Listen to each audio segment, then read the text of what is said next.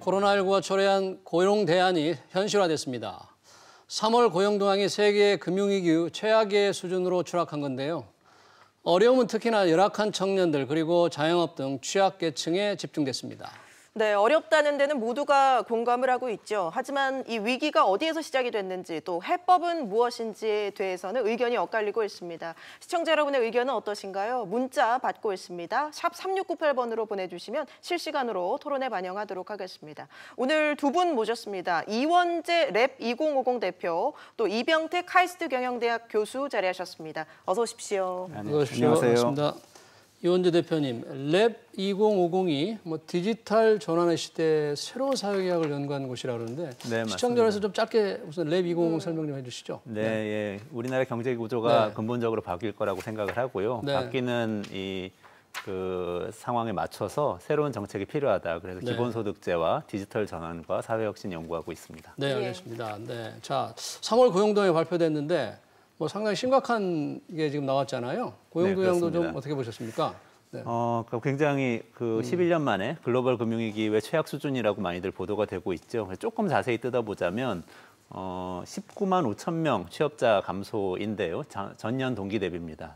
지난해 3월 대비해서 굉장히 많이 감소하긴 했는데 어쨌든 간에 또 그동안에 인구도 감소를 했습니다. 생산 가능 인구가 한 11만 명 감소했고 8만 명 정도 줄었고 중요한 건 이제 고용률인데요. 고용률이 약 0.5%포인트 낮아졌습니다. 그래서 총평을 하자면 아주 심각한 상태가 시작됐다. 이렇게 얘기할 수 있을 것 같습니다. 다른 나라들보다는 사실 선방을 한 셈이라고 보여지는데요. 그래도 앞으로 이게 더 문제가 되지 않을까 하는 생각이 드는 수치가 몇 가지가 있는데 그중에 대표적인 거는 휴직자가 굉장히 많이 늘어난 겁니다. 휴직자들은 실업자나 구직자로 잡히질 않습니다. 근데 휴직자가 160만 명 지금 잡혔는데요. 3월 달에. 이게 전년 동기에 비해서 126만 명이 늘어난 겁니다. 그러니까 엄청나고 3배 정도 늘어난 거잖아요. 그러니까 이분들이 아마 경기가 안 좋아져서 잠깐 쉬고 계신 분들인 경우에 기업에서 무급휴직 들어간 분들일 경우에 다음 달, 다음 달에 굉장히 실업자가 늘어날 걸로 보입니다. 그분들 중에서 회사로 복귀할 가능성이 없는 분들도 굉장히 많을 것 같다 그런 거죠? 그렇죠. 지금 중소기업들이나 영세사업자들은 사실상 실업 상태인 경우가 많겠죠. 통계상 실업이 아닐 뿐인 분들이 많을 겁니다. 지금 이원재 대표께서 이제 아주 심각한 상태에 접어들었다. 그러면서 이제 인구 감소 영향도 있고 또 다른 나라보다는 선방했다 이런 의견도 주셨는데요. 교수님 어떻게 보십니까? 그 이제 우리나라 취업 통계의 맹점인 것 같아요. 그러니까 이 취업 통계가 우리나라가 제대로 다른 나라하고 비교해서 잘 안 나타난 이유가 몇 개가 있는데요. 하나는 이 정부 들어서 지금 우리 농촌의 취업 인구가 계속 느는 거로 나타나요. 근데 이게 사실은 실업자거든요. 그래서 이번에도 보면 농림어업의 증사자가 13만 4천 명이 늘어나고요. 그다음에 이제 정부가 사회복지 이렇게 정부가 돈 풀어서 늘어난 일자리가 한 8만 2천 개 정도 되거든요. 그래서 민간에서 제조업로 늘어난 건 아마 운수 및 창고업 쪽에 7만 명일 거예요. 그거는 이제 배달 때문에 그렇습니다. 그렇게 보면 민간에서 지금 취업자 수 줄어드는 거에서 이 허수를 빼고 나면 한 40만 개 이상이 감소했다고 보여져요. 사실상으로. 그다음에 이제 더 큰 문제는 우리나라의 자영업 비중이 큰데 자영업은 이분들이 다른 데로 이전할 수 없기 때문에 장사가 안 돼도 그냥 다른 자영업자로 계속 남거든요. 그래서 여기가 진짜 어려운 게 통계에 안 나타나요. 우리나라가 이제 다른 나라에 비해서 다른 나라들이 선진국에서 5%, 10% 정도가 자영업 고용 비중이라면 우리는 거의 30% 정도 되거든요. 그래서 통계가 잘 안 나오는 게 있고 특히 지금 방금 말씀하신 일시 휴직자는 우리나라 노동법이 규제가 워낙 강한 나라이기 때문에 기업들이 해고를 못 하거든요. 근데 여기 일시휴직자는 기업이 만든 게 아니라 정부가 만든 가짜 일자리가 대부분이에요. 노무인들한테 지난해 막 60만 개 이상을 만들었거든요. 근데 그분들 지금 일하러 나오라고 못 그러잖아요. 단기 공공일자리 단기 공공일자리가 여기 다 들어가요. 그래서 이렇게 기업이 우리나라에서 지금 이게 휴직 처리하고 무급 또는 일부 감봉하면서 하는 유급 휴직자는 그렇게 많지가 않습니다. 우리나라는요. 예, 현재까지도 이게 항공이나 여행업이나 이렇게 특수업에는 많이 있는데 예, 그 다른 나라에 비해서는 그렇게 많지 않은 편이거든요. 그런데 이제 이게 지금 지금 그 경제 활동 인구가 한 210만 명이 늘어나고 이런 상태이기 때문에 이게 미국 같으면 기업이 일이 없으면 바로 그냥 해고를 하거든요. 네. 그러니까 지금 여기 이 늘어난 160만 명은 다른 나라 보면 그냥 다 실업입니다. 네. 실업인데 우리는 실업 통계 안 잡히는 거고, 그리고 정부가 돈을 미리 주거든요. 일하기 전에도. 그래서 지금 그 일시 휴직자가 많은 것들이 우리나라 통계가 제대로 안 잡히는 그런 특징이 있습니다. 우리나라 경제 구조에 아주 특수한 일자 그 특징 때문에 그렇습니다. 그럼 단기 그 일시 휴직자 중에 상당수가 이제 단기 일자리 정부가 만든 건데 그렇다면 현재 어려운 상황을 기업들이 직원을 끌어안고 있는 상황이다. 외국 기업 같은 경우에는 이미 해고를 시작을 했을 텐데 우리는 기업이 부담을 감내하고 있는 상황이다. 이렇게 보면 됩니까? 예, 그게 이제 미국하고 유럽, 한국의 차이점인데요. 보시면 미국은 지금 긴급 재난기금을 개인한테 막 주잖아요. 1,200불짜리 책을 써서. 근데 유럽은 그렇게 안 합니다. 뭐 하냐면 기업들한테 고용 안정기금을 주거든요. 그러니까 해고를 하지 말고 유지해라. 그러면서 영국 같은 80%를 급여를 대주거든요. 예, 그리고 다른 유럽 국가가 한 60% 대주는데 대한민국은 유럽보다도 더 그 노동시장 규제가 강하기 때문에 그 자영업 부분 아주 소기업 그다음에 특수한 산업에서만 지금 실업이 발생하고 나머지는 기업들이 그 비담을 다 떠안고 있는 중이거든요. 그래서 제가 이제 제 생각에 우리 정치권들이 전 국민한테 뭐 돈 얼마 주겠다 이런 것들이 긴급 재난 지원금 그런 것들은 상당히 낭비적인 거고 그 선거에 의한 포퓰리즘적인 위험한 생각이다. 그런 것들이 왜냐하면 기업들이 지금 버티고 있는데 기업이 버틸 수 없는 시점이 되면 이제 그 우리 IMF 외환위기 때처럼 그 이제 진짜 좋은 일자리에서 마구 그 실업이 발생할 가능성이 큽니다. 긴급재난지원금 얘기를 원래 조금 나중에 하려고 그랬는데 우리 이병태 교수님이 그 부분에 대해서 조금 문제가 있다고 그러니까 혹시 우리 이원재 대표님은 어떻게 보십니까? 이병태 교수님 말씀하신 것 중에 제가 동의하는 부분은 이런 겁니다. 안정적인 일자리는 남아 있어요. 끌어안고 있습니다. 대기업이나 공기업이나 공공기관, 공무원 말할 것도 없고요. 방송사도 끌어안고 계시겠죠 아마. 그렇지만 통계 숫자가 얘기해 주는 게 굉장히 많아요. 도소매업, 음식 숙박업, 교육 서비스업에서 두드러지게 감소를 했고요. 16만 명, 10만 명, 10만 명 이렇게 줄어들었는데 이게 다 뭡니까? 이게 다 식당하고 뭐 숙박업소들하고 학원 이런 곳들이거든요. 여기는 다 임시로 일하는 분들이셨던 거예요. 단기간 언제든지 집에 가 그러면 가시는 분들인 거죠. 서버라든지 뭐 캐시어라든지 이런 분들이신 거예요. 어려운 분들이시죠. 그리고 그 종사상 지위, 그냥 고용 형태로 보더라도 임시 근로자나 일용 근로자가 굉장히 많이 줄었어요. 상용 근로자들은 조금 오히려 늘었습니다. 그럼 이게 무슨 얘기냐? 원래부터 어려운 분들이 더 어려워진다는 얘기입니다. 근데 원래부터 어려워진 이분들은 이렇게 해고가 됐을 때 어떤 문제가 있냐면 상당수가 고용보험에 가입되어 있지를 않으세요. 가입되어 있다고 하더라도 조금 낮은 상태, 기간이라든지 고용 형태가 다르기 때문에 좀 불이익을 볼 수밖에 없는 형태이기 때문에 실업급여라든지 이런 부분에서 굉장히 불이익을 많이 보고요. 이 상태가 오래 지속되면 나중에 연금에도 문제가 생깁니다. 국민연금도 장기간 근속을 해야만 제대로 받을 수가 있기 때문에 이분들이 굉장히 이 경제적 어려움에 빠질 수가 있습니다. 그렇기 때문에 이분들 돕는 유일한 방법은 이분들 직접 돕는 겁니다. 그래서 긴급 재난지원금을 정부에서 특히 이제 중산층 이하를 중심으로 지급하겠다고 지금 방침을 밝혀놓고 있는 것이고요. 사실 이제 기업 지원 같은 경우도 뭐 결국에는 해야 됩니다. 지금 뭐 항공사 산업 같은 경우도 굉장히 문제가 심각하고 한데 그렇지만 이제 고용이라는 측면에서 보면은 당장 생계 고통을 겪는 분들은 기존의 복지제도 안에서는 포괄이 안 된 이런 분들이시기 때문에 긴급재난지원금 같은 제도가 사실은 지금 굉장히 급박하게 필요한 때라고 저는 생각을 합니다.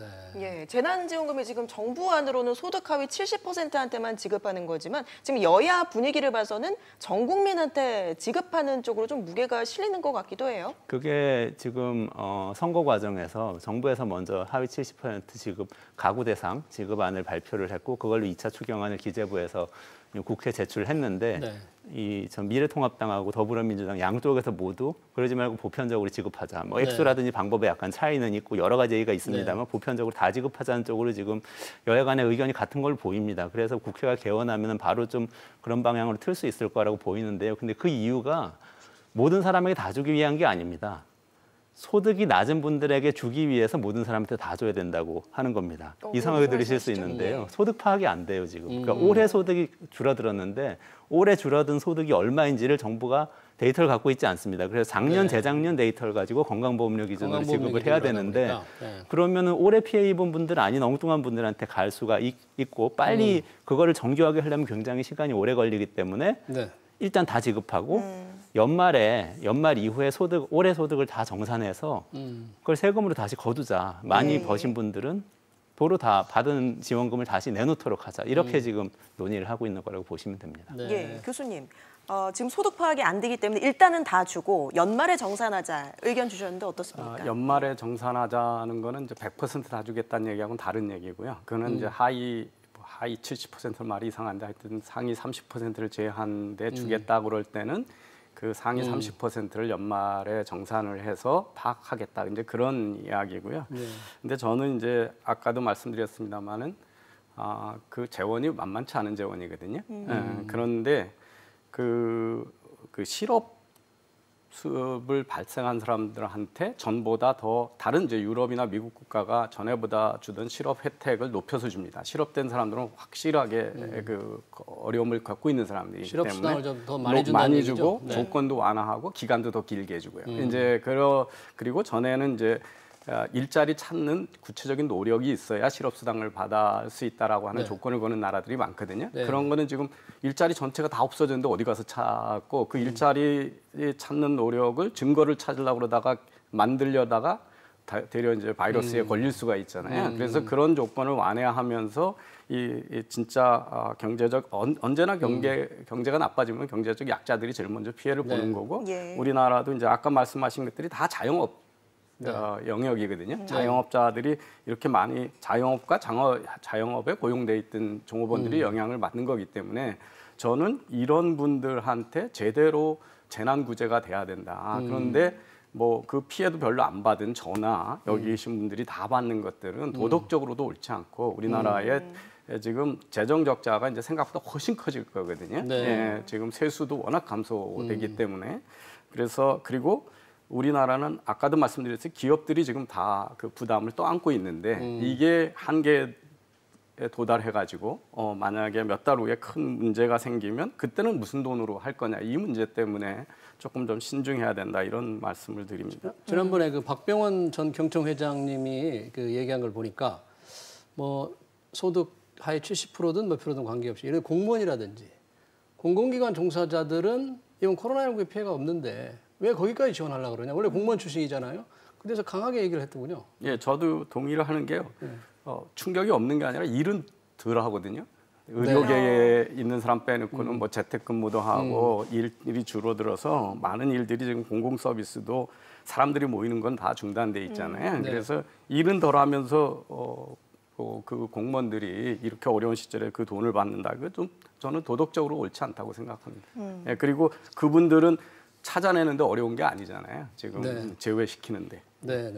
저도 뭐 공무원들 지급하고 뭐 이런 건 다 동의합니다만 그걸 하나하나 다 찾는 데는 공무원뿐만 아니라 사실 지급하지 말아야 된다는 걸 동의한다는 거죠? 아니 그 결국에는 세금으로 다시 환수해야 된다고. 그 보편 지급, 선별 환수 이렇게 가야 되는데 지금 하나하나 고르기 어려우니까 일단 보편 지급하자는 그런 논의를 좀 말씀드린 거고요. 문제는 이런 분들이에요.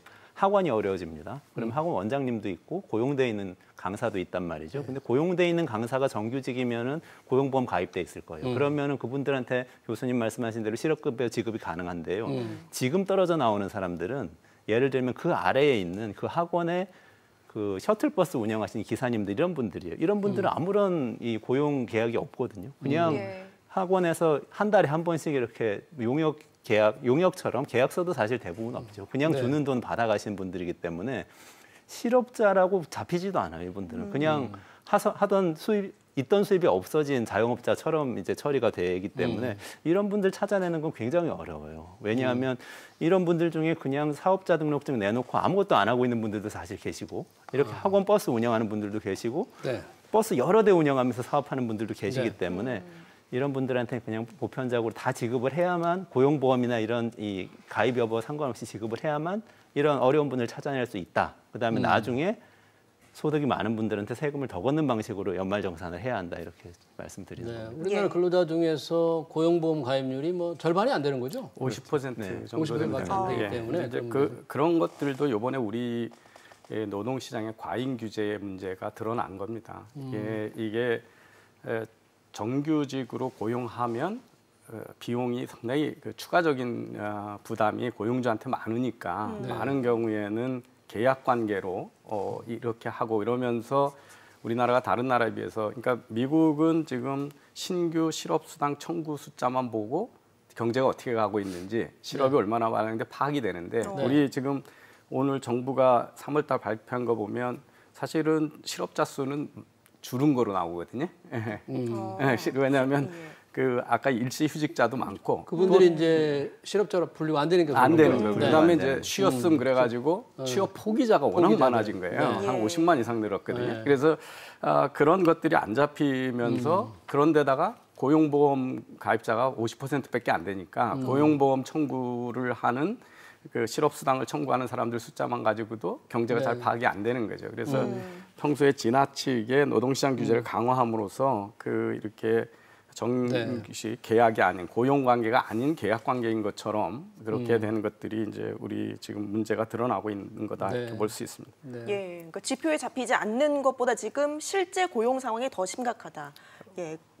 그리고 이게 지금 언제까지 갈지 장기화될 거라는 전망들이 나오고 있잖아요.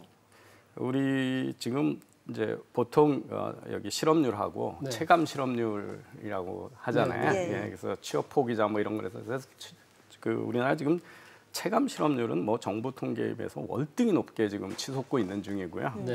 이 일시휴직자는 1983년부터 통계를 작성했는데 네. 그 이후에 최대니까 IMF 요한위기 때보다도 더 많은 네. 상황이고요.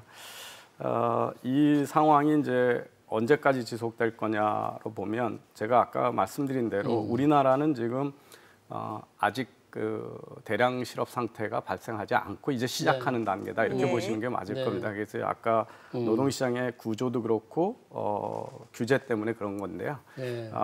기업들은 되게 수출하는 기업들이 한 3개월 뭐 산업에 따라 많이 다른데 미리 오더를 받거든요. 그렇죠. 예, 네. 그래서 그 오더가 끊어지기 시작하는 때가 지금 한 4월 달부터 시작이 되는 겁니다. 왜냐하면 유럽하고 미국이 락아웃이 시작된 게 2월 달이거든요. 네, 예, 그래서 2, 3개월 정도. 본격적으로는 한 5월 달부터 그게 지표에 반영되는 반영되는 것이요. 이제 우리나라의 예. 제조업 수출 제조업의 일감이 없어지는 거죠. 예, 그러니까 오더가 없어지니까 그러면 더 심각해지는데 지금 이제 당장 그 수요가 없는 거는 뭐 항공사 이런 것들은 뭐 지금 당장 네. 그런 거고요. 여행 이런 거고. 근데 일반 제조업들은 한 이제 3개월 정도의 그 시차를 두고 우리한테 닥치니까 네. 지금까지는 가동이 됐거든요. 네. 근데 보시면 현대자동차는 가동이 돼요. 국내에 네. 있는 게. 네, 네. 근데 해외에 있는 70% 공장은 지금 다 클로즈돼 있거든요. 클로즈 예. 있죠. 그러면 그 하청업체들은 어떻게 된 거냐면 전에 있던 부품을 만들어서 전 세계 공장에다 공급을 했는데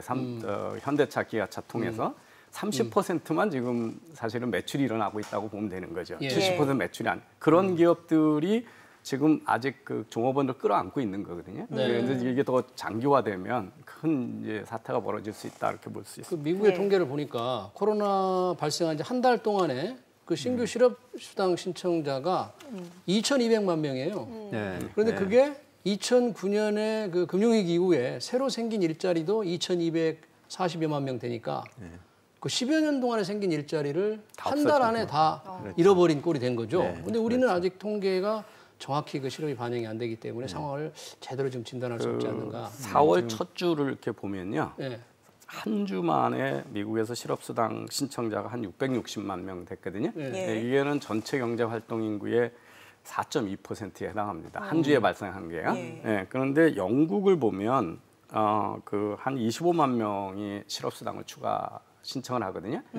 경제활동 인구의 0.77%입니다. 그러니까 큰 차이가 나죠. 그 노동 규제에 따라서. 예. 한국은 지금 3월 달에 늘어난 실업수당 신청자나 그걸 보면 한 0.4% 정도가 늘어난 겁니다. 그래서 네.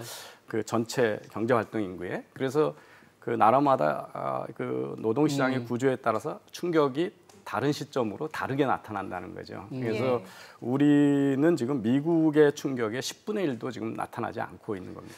실업으로는. 통계상에 이런 점도 좀 있을 것 같아요. 네. 미국은 예를 들면 우리가 지금 일시휴직이라고 한 게 이게 정확하게 다- 어떤 상태인지를 알기 어려운데 미국은 레이오프라고 하는데 일시휴직 중에 상당 부분이 또 레이오프에 포함이 됩니다. 그러니까 완전히 집에 가세요가 아니고 지금 어느 정도 동안 일감을 드릴 수 없고 급여도 지급할 수 없습니다도 사실은 실업수당 신청할 수 있는 자격을 줍니다. 그래서 이제 약간 통계 비교하기 어려움이 있는데 어떤 면에서 미국은 어떤 이 복지제도가 네. 실업수당 제도를 포함해서 노동시장 전망이 유연하다고 할 수 있어요. 그러니까 기업이 해고하기 좀 더 쉽고 네. 복지도 해고를 빨리 찾아내가지고 지급하는 방식으로 좀 돼 있는 것은 네. 맞다고 저는 생각합니다. 예. 그러니까 우리나라는 충격이 지금 시작되고 있고 감지도 덜 되고 있다. 요 점은 좀 저도 동의를 합니다. 알겠습니다.